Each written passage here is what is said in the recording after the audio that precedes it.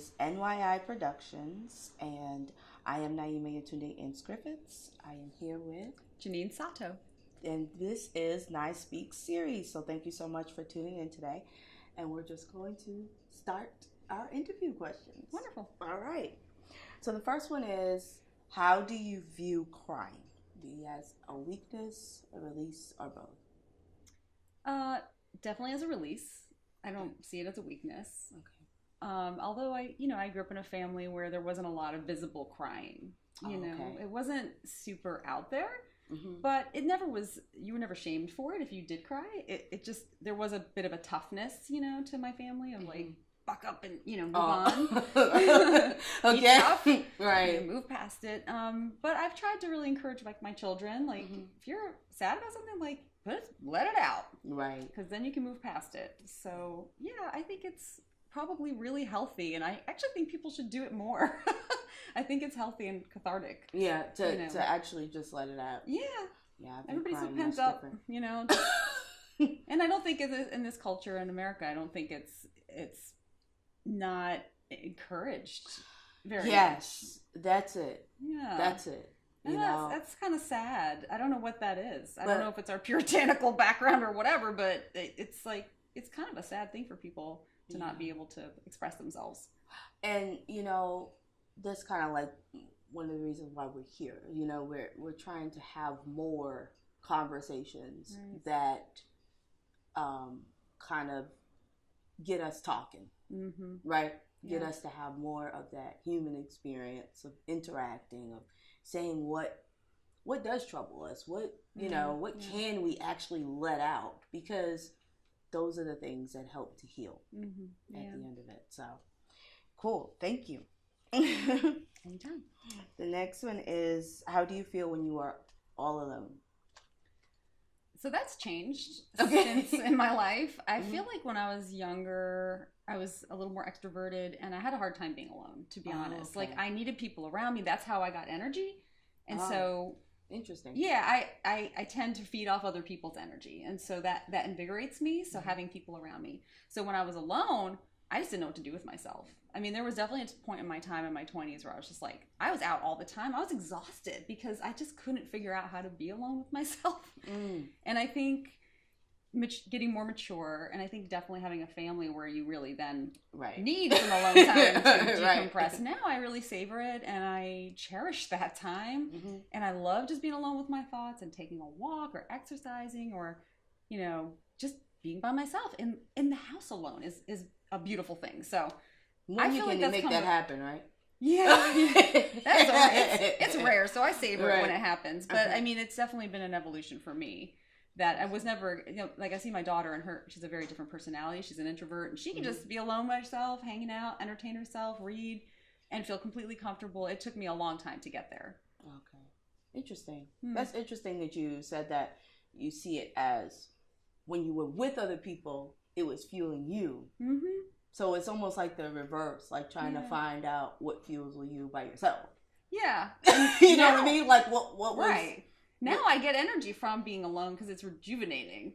Okay. Whereas before, I just was like confused, or I was like almost afraid to be alone with myself because I just didn't know where I stood on things, or it just too much going on in my head or something. Do you know what I mean? It was almost tiring. Yes. No, now I'm okay with that. I'm settled with that. Like, I don't have to know all the answers, or I don't have to be doing something every second to be productive or whatever. I can just chill. Right. Which is great. I wish I could do some of that. Give it 10 years. Probably get there. But for me, it's definitely, I was always purposeful. So, but I think we do, as women, we're so busy putting out. I was driven. Do you know what I mean? Yeah. It's we put into our communities, we put into our children, we put into our husbands, we put into our work or whatever. Yeah. We're always, so I think it's really important that we find the it's a self-care thing. Oh, it's really important. Yeah, it's true. It really is. And so making that time for yourself. And I always say, put the mask on your loved one first before yourself when the plane's going down. And that you do someone else first, because you can't take care of someone. Or no, they say to put it on yourself before them. Right. Self-preservation, right? Exactly. Right. And I think we always have to be reminded of that. Yeah. And every day I do have to remind myself of that. And I have to carve out that alone time or it won't happen. It's hard. Yeah. And it's hard not to feel selfish, but it's not about being selfish. It's about self-preservation and being the best self you can be for the people around you, because I'm a better person when I've had whatever rejuvenates me. And my friends still do, like, that gives me tons of energy. And of course. I make all these plans just to, like, have my alone time with them and then be alone by myself. And so those two things really are what keep me going. I love my family. If I see them all the time. So I have that energy too, but it's a different energy. It's different. Yeah. And, you know, I think it's important for women too to get together and have that time as well, because that's also part of what we're talking about, right? It really is. I think I would go crazy if I didn't have my girlfriends, honestly. I mean, they really have saved me, like, emotionally many times. Yeah. And I have a husband. He's wonderful, and he supports me really. It's just a different thing. But it is different. Like, women just kind of, I don't know. I can talk to them in a different way. Right. You know, they get it. Right. That's why we're here. Yeah. That's why we're here. Exactly. So, awesome. I love that. So, do you pray, and how does it make you feel?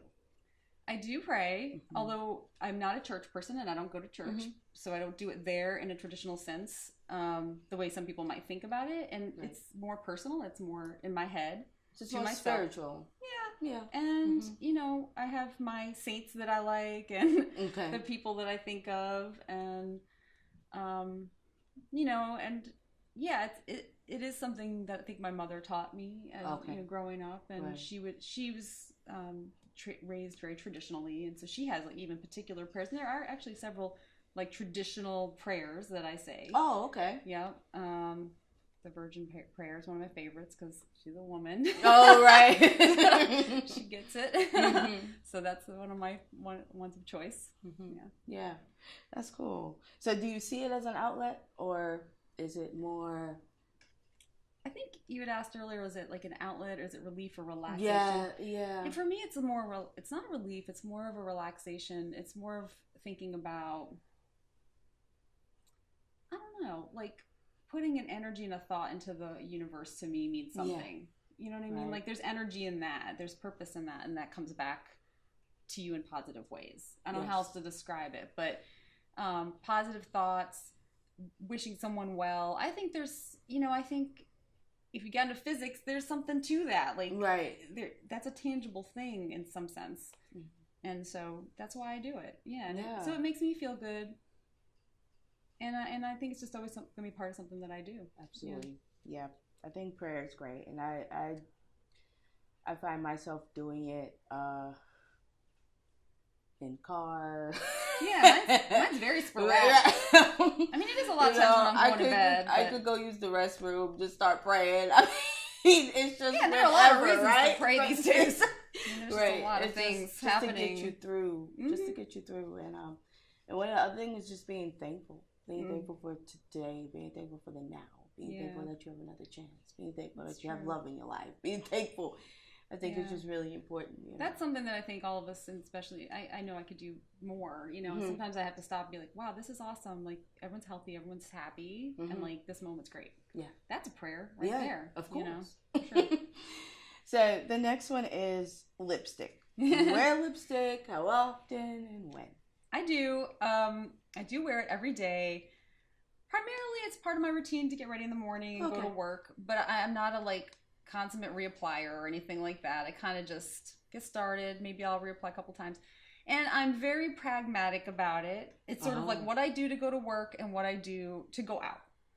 And I'm a very fair weather person. I don't have, like, specific brands I use. I just kind of like try things. I'm like, this didn't work, toss it, try something else, you know. And my whole life I've just been kind of flitting around with lipstick. I always have like 4 or 5 like in my purse, and I'm like, maybe I'm feeling this right now. Maybe, and I mix them a lot. I'm always like, I'll try this one, put gloss on top of it. So I just kind of mix and match and do whatever feels good. Whatever you feel good with. But I like wearing it. I love it because I feel like I'm a person that can look really plain. And on the weekends, mostly I'm just like kicking around the house in some sweats, you know, with my family. Right. And there's no makeup on. And I love that because it's very freeing. Right. But I like getting dressed up too. Like, I love getting dressed up. I love putting on lipstick. And I'm like, it's a transformation for me. I'm like, I went from being plain and now I look really good. Like, now I just transformed. Here I am. Right? It's so like, I think that's nice. And when you feel, when I feel good, you know, then you feel good inside and out. So. Right. It's so funny because, you know, this whole thing started with a conversation with me and my mom. Yeah. And what happened is she was having a kind of a tough moment at the moment. And I asked her, you know, why? You know, okay, well, why'd you have to go do that? Or why did you have to go there? And she says, you know, sometimes you just have to cry, pray, and put on lipstick. That's awesome. Just like that. That's and so I said, cute. well, that's the title of my next play that I'm going to work on, you know. Same But in that moment, we talked about the same way we're having this conversation now, and we talked about each thing. And so for her, crying was more of a release. Mm-hmm. And then, you know, prayer is the renewing part, like the healing, putting the healing, putting it all back. I was like, all right, I done purged all this stuff, and now we're gonna get myself back. And then the lipstick is like, I'm ready. Yeah, you know, I'm ready for the world. I feel good inside now. I feel good outside now, like you said, right? Awesome. It's like, I am. I'm ready, you know? Yeah, that's right. And so I said, you know, this would be phenomenal if we could get women to have this conversation. Yeah. Right? It sounds like a good book, too. And maybe so. I mean, it's a really, I love that phrase. First of all, I think she came up with that off the top of her head. Is amazing. But well, she's a writer too. I mean, okay, well that makes sense. I mean, but she's amazing. Like in almost, you could apply it to almost every situation because throughout your life you're gonna have these things where you're just like, you have to fall apart a little bit. And that's gotta fall apart. Gotta be broken. And then you've got to like find a way to pull the pieces back together. Right. And you're not ready for the lipstick yet, but you're just like sucking it in, and then you're like you said, you like. Yeah, you put it all together. Maybe there's some glue marks and there's fragmented pieces, but you're okay. You can move on. It's cool. Move on from it. Yeah, it's nice. So that's what brings us here, and I'm excited. It's a great idea. Love it. So the next question is: do you exercise, dance, or listen to music to uplift your spirits when you're having a rough day? Like, what does that look like for you? Well, I do it almost as prevention. Oh, that's funny. I have a hard time when I'm down saying, oh, I'm going to go do that thing to lift myself out of it. I more know that I stay more upbeat and healthy if I do all those things. So I exercise not every single day because I can't hack it. But, but I go several days a week to the gym and I work out hard. And with my I have a girlfriend that goes with me. I mean, we love the guy who teaches the class. And it's just like a thing that's another me time. You know, I do it early in the morning before my kids wake up. I trade off with my husband, and that's like, we have our time cut out for that. Oh, okay, nice. And I feel, when I do work out, I feel so much better the whole rest of the day. I hate it because I got to get up at like 5:30 in the morning. Well, yeah, it is terrible, but I am not a morning person, but I will do it because then I feel good for the rest of the day, and it definitely lifts my mood, and I just feel more energetic. Dancing, I love, and I just actually I just started back to it. Oh, nice. Because I had taken dance classes like when I was younger and I didn't have kids, and then you had this period of time, you have kids, you understand. Yeah. You're just sort of like occupied. Yes, you know? very. And there wasn't a lot of time for me to go take like dance lessons or classes or whatever. So I've been talking about it for like a year, and my husband is so sweet because I'd be like, I really want to do that again, and but I don't know if I can find the time, and it costs money, and he's like, finally he just got me a gift certificate to one of the dance studios. He's like, you need to go. And so he's like, I'll cover you whatever time it takes, you know, I'll take the kids and whatever. So I started doing that. And music I just listen to all the time, and that is my daily, like at work I write a lot, and so I often have headphones on, and that's just sort of like my jam that gets me through. And I run the gamut. Like if I'm feeling kind of like slow and like kind of like, you know, whimsical, I'll listen to some like, I don't know, slow folk music or like Amy Mann or whatever. Right. And some days I just feel like listening to like rap or like punk music. I mean, I have a very diverse taste in music. Okay. So you're not picky when it comes to that. My Pandora channel's all over the place. I gotcha. Yeah. But I just kind of pick what suits my mood that day. I'm like, I need to like, you know, amp it up a little bit. I'll listen to something really loud and fast. But if it's chill, it's raining out, I'm like, you know, I was kind of like relaxing. Sometimes it's that relaxing day. I mean, yeah, I mean, it's all over the place. But yeah, that's just for me, like my daily pick is just whatever's going on with me. I love all different kinds of music. It's all cool. Different genres. I really was raised with a lot of music. So, yeah, me too. My parents always had something on, and And my husband's a musician, and oh, nice. it's one of the ways that we met. He was in a band, and so we just care a lot about that, and it's just always in our life. Yeah, it's cool. Awesome. So my next question, you kind of answered that one, but what's your favorite song to lift your spirits? Yeah, I can't think of a specific one. I mean, it really does vary day by day. Right. And I do kind of match my mood a little bit. Like, if I'm feeling a little down or blue, I remember my mom yelling at me about this once, like, stop listening to that depressing music. It's making you more depressed. And I'm like, I don't know. Like, if that's how I'm feeling, like, that's a way of expressing that. And okay. I'm not trying to wallow in it, but I do pick what matches my mood a little bit. Gotcha. So when you listen to that music, it kind of makes you feel like, hey, you're not alone. Yeah, exactly. You know what I mean? Yeah, it's sort of a mirror like of that. how you're feeling, and it puts it in a different context. It puts that feeling into music. I mean, and that it is a feeling of not being alone. Mm-hmm. It's cool. You don't want to like live there too long if it's super down. Of course. But you know, sometimes it's like crying where it gets it out of your system a little bit. You know, like, that's okay, true. It's a crappy day. I'm just gonna listen to this sad music. Super depressing lyrics, and I'm just gonna and then tomorrow I'll listen to something like more upbeat. It's cool. Right. Right. So yeah, I think that's really interesting, because I mean, just from us just talking about it now, I didn't even think about that. Like, you could attach music in the same way, because you know, music is everyone's language. Yeah. You know, it's universal. Mm-hmm. It's a beautiful thing. You know, any genre, any kind. You know, everybody can kind of relate and connect. And everybody gets touched in different ways by different music. And sometimes I'll hear music that's so beautiful it makes you cry, you know, and you're just like, wow, that just really, or you listen, I really like lyrics and I like words, and so I pay really close attention to that. And sometimes you're like, oh man, that line is just like poetry. It's beautiful, you know. And that's the thing, you know, as writers, I know, we're just one writer to another, right? We hang on those words. Yes. We've been looking for those words. Really, truly. I love that. I love that so much. I know. I understand. So my other question is, do you think you have all the support you need in your life? Yes. I think I don't always take or ask it for it when I need it. Okay. You know, it's that do-it-yourself kind of attitude. So I've gotten better about that. You know, my husband, he knows it too. He's like, I'm telling you, I will do this. I'm like, I know, but I should just do it. I do this to my husband all the time. And he's like, well, you just take the help. I'm right. Like, okay. Right. You know, it's like a little bit of that martyr syndrome. So women do tend to do that. But yes, I do. I'm really very lucky that way. And my parents, they gave me a wide berth. They made us very independent. They were no helicopter parents. It was the straight up 70s. Free range kids, you just left and you came back at dinner. I mean, that's how I was raised. There was no hovering, but we learned how to fend for ourselves. Yeah. You know what I mean? And I was very independent. But I always knew when push came to shove, if I were in trouble, they would help me out. Of course. You know what I mean? Mm-hmm. So I knew they always had my back. Yeah. And same with my family, my husband and my kids, and my parents they live near me, so they always still help me. Nice. When I need help with the kids, they got my back. So it really does make a huge difference to feel like you have that safety net of friends and family to sort of be there when you need them. Of course. And that is a blessing. Mm-hmm. I know that. Not everyone has that. You know, they sure don't. Mm-hmm. So the next one is the little girl inside me needs. This one's hard. You can finish that. Well, it's funny. I think a lot of people wouldn't know this about me, but I think it's encouragement. Okay.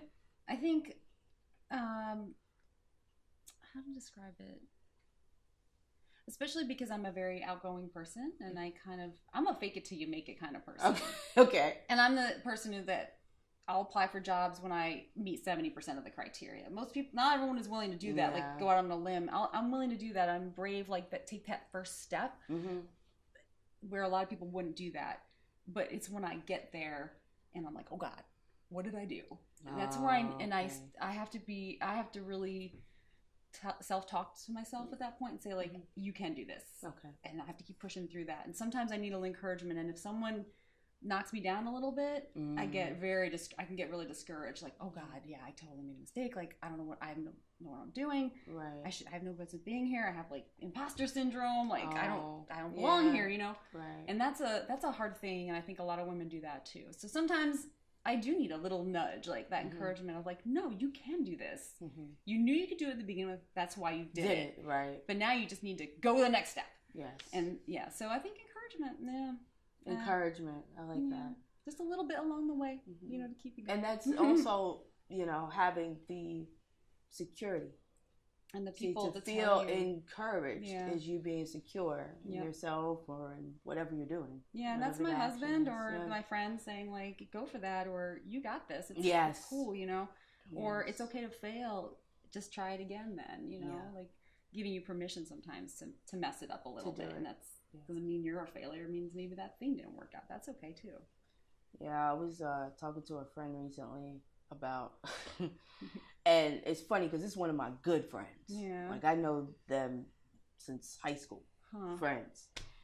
And I want to work with him on, you know, some of the stuff we're doing. And after we talked about that, he said, all right, but are you good? I guess he could tell I was a little, you know, not all the way good when we were talking. Yeah. And he said, I said, well, you know, I'm just feeling a little, this is a lot. He was like, you got this. I've been watching you juggle 5 things at one time since high school. And that was it. Like, after that, I was like, okay, you know what?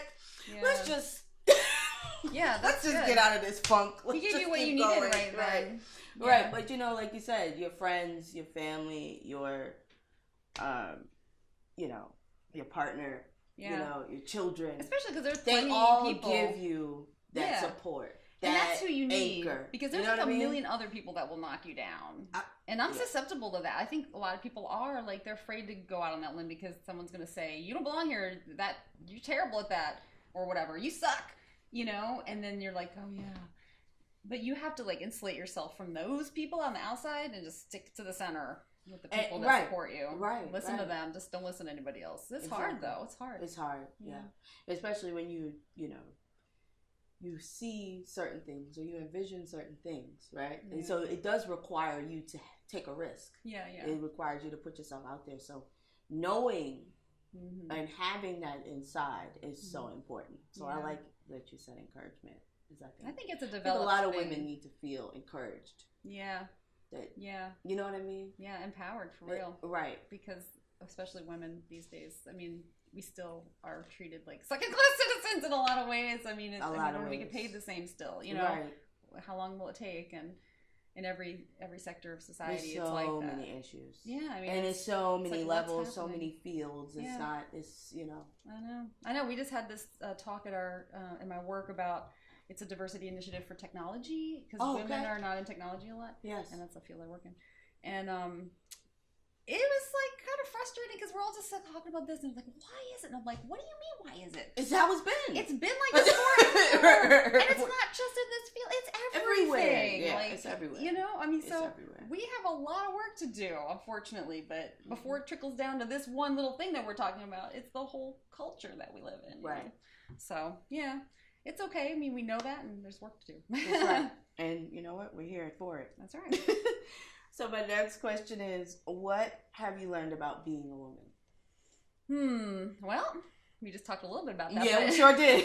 I think I grew up in an era where it was like, you're a woman, you can do anything a boy can do, you know, and they didn't really tell you, though, but actually, the odds can be a little stacked against you.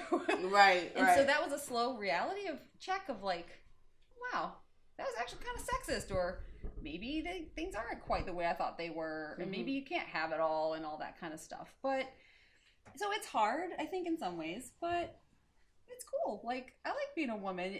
You get to try a lot of different things, right? You know, right? Like, I have a good career. I get to give birth and have a family. Like, it's pretty wild stuff. Life. Yeah, I mean, so and we have all we need. Yeah, I mean, at the end of it, right? That's right, and we are able to make choices, like here, you know. And that's true, and that's good that you said that, because in so many other places you can't. Yeah, I mean, women do get to make more choices here. I mean, it's not perfect. No. But I do feel there have been times where, as a woman, I felt really, really strong, and I was like, man, it's like I didn't know I was that strong. Yes. Then there were times where, even like having a baby, I thought, oh my God. Like, that brought me to my knees. It is the hardest thing I've ever done. Yes. You know, not just giving birth. That was hard, too. Oh, but yeah. The parenting part. Yes. It is so challenging. It's very challenging. And I navigate that every day. I'm trying to figure it out, and I don't know what I'm doing most of the time. I'm just trying to make it up as I go and do the best I can, and hope I don't mess my kid up too much. That's how I feel. Years of therapy. I don't know if she's gonna have. I hope not, but no. I mean, yeah, that what I've learned to be about being a woman. I think as a woman in her 40s is that doing your best is good enough. Yeah. Perfection is not the goal anymore. It used to be. And I had a good friend who told me recently she's got 3 kids and she's divorced, remarried, and they have like 2 more kids now. But they're all different ages, and she ran a business, and she's just doing a lot, like busy woman and super mom, I think. And she's like, I just decided I was gonna be mediocre. Like my goal was mediocrity. And I was like, I kind of love you said that. She's like, yeah, I don't need perfection. I just want to be a good enough mom and a good enough worker and a good enough wife, and that's good enough for me. I don't have to be perfect. And she's like, I've just let go of that. And I was like, that's good advice. And then what is perfection? Right. We all have, our strengths and weaknesses on, but you said it, about being a strong woman, being there, being able to get through it, to rise above it, to triumph, to survive, right? Yeah. And then to learn, to make mistakes, to fall and rise, Yeah. So those things are really, really important. And you know what? It's Women's History Month. And we should be celebrating the fact that we are, strong and beautiful and here and ready to, introduce new conversation and be a part of the change. I'm glad you mentioned women's history, because I think we all could learn a little bit more from history. There's so many amazing women that never see the light of day. Right. I just learned about a new one the other day, and I was just like, wow, that's amazing. And the history that you are taught, right, like is so shallow.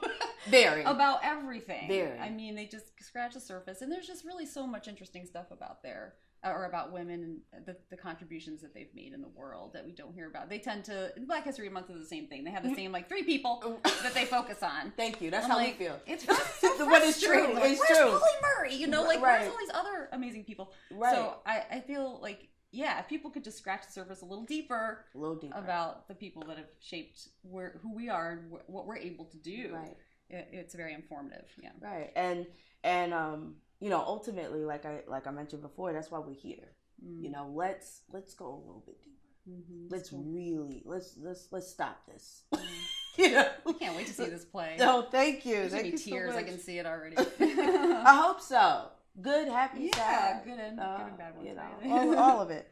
But my last question is: I am at my best when I am rested, working, happy, or loved.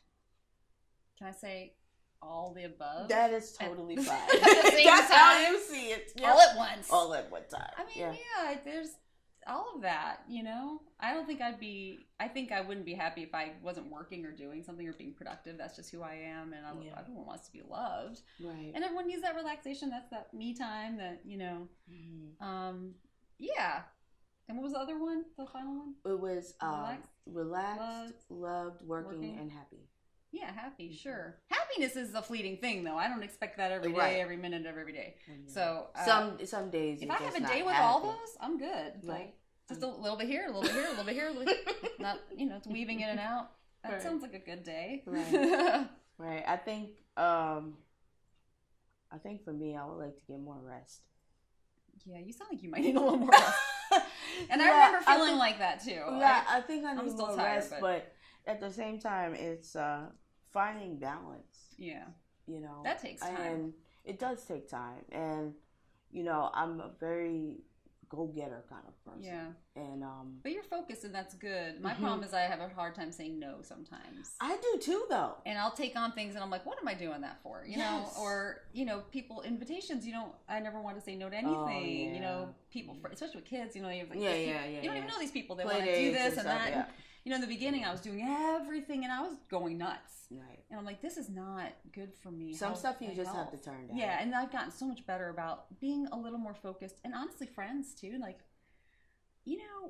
there's a point in your life where you're like, who are the people I love and trust the most? Yeah. And you don't have to I've told my daughter, it's like, you don't have to be friends with every single person. You really don't. You know? Right. I know. She's like, but that's not nice. I'm like, no, I'm not saying to be mean. Right. Be kind, but you don't have to invest all your energy into random people who will take from you sometimes. You know. Right. Who would take from you and not put back in. Yes, that's right. So, and I was very. You got to be careful with that. Probably when I turned 40, I was just like, I looked at who was in my life and who's really been there, and not that they take or don't take. It's more about like, who can I trust? Who do I feel comfortable with? Yes. Who's going to be there to the end? And who can I be there for? Right. And who can I really spend my energy on? I have a limited amount of time and energy for friends. And I really looked at those people and I called them down. There was a few that I'm like, I like these people. They're nice.